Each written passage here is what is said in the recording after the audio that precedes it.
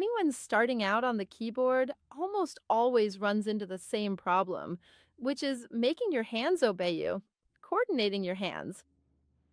I'm going to show you now the perfect, old, classic, basic exercises to end this problem once and for all. If you do these exercises that I'm going to show you every day for a month, I challenge you. You'll definitely achieve the symmetry, the regularity, the independence between your hands that you've always dreamed of to play the pieces you want. Level 1, Exercise 1, the five finger exercise.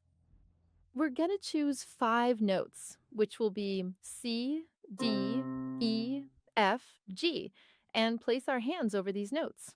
The right hand here and the left hand here. And the level 1A exercise will be playing them together.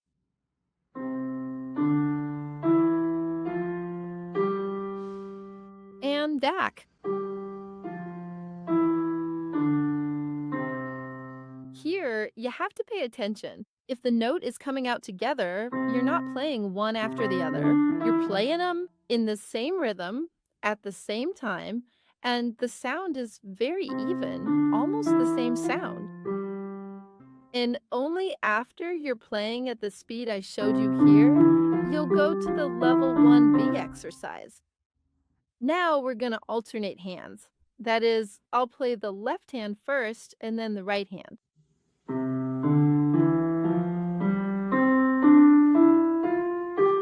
Do that. You'll start very slowly until you're playing.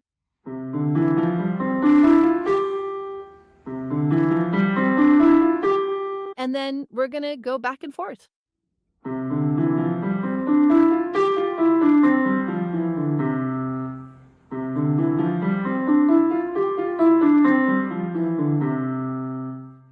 Level 1C exercise. Now we're actually going to play different notes. Different notes with the right and left, but they're very similar. While I go up with the left, I'll go back down these 5 notes with the right.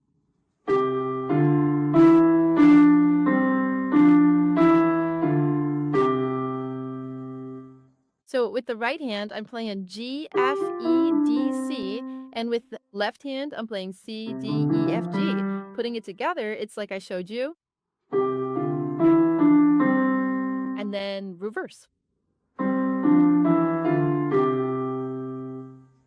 Now we're going to move on to our level 2. I'm going to show you an accompaniment pattern that's very common in classical music, which is this one.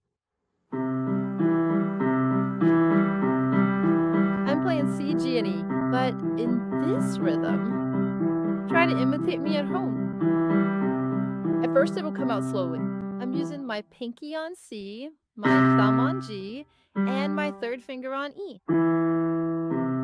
Do it very slowly until you're able to play it at roughly this speed here. Got that rhythm? Now we're going to play C with the right hand. You'll play C whenever C appears in the left hand. How so?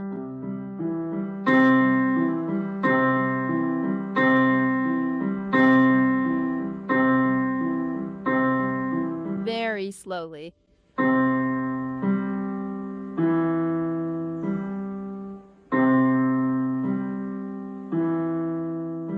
This will be our level 2A exercise. Level 2A. I've mastered it, Aleem. I can move on to the next one. Remember, everyone, only move on to the next step of the exercise when you've already mastered it well. When it's like this, 100%. Level 2B, we're going to play C, E, G with the right hand. Just going up. Notice they're the same notes, but we're going to do a different rhythm. So the accompaniment remains the same.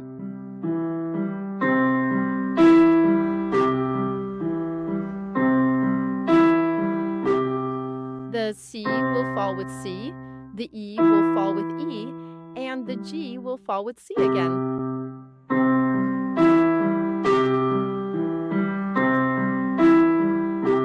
Very slowly.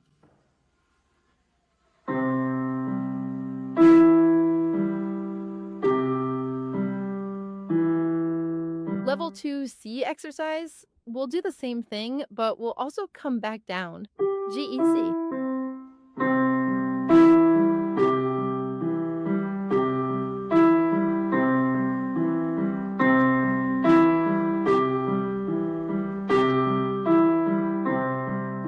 Now, some of you might have a bit of a brain freeze, right? Where you say, Aline, this got very confusing.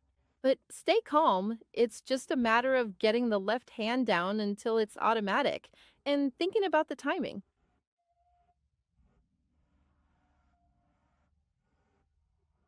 Where will these little notes fit in on the way back?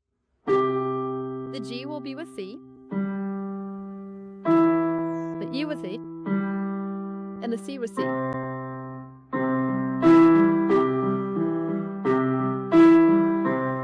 Look how cool, guys, these exercises I showed you. Try to study them every day and progress through the levels until you can play them all very well. Do this for a month. You'll see it's very rewarding because you'll be able to play classical pieces. This is a sonata that's very well known and uses the same accompaniment I showed you.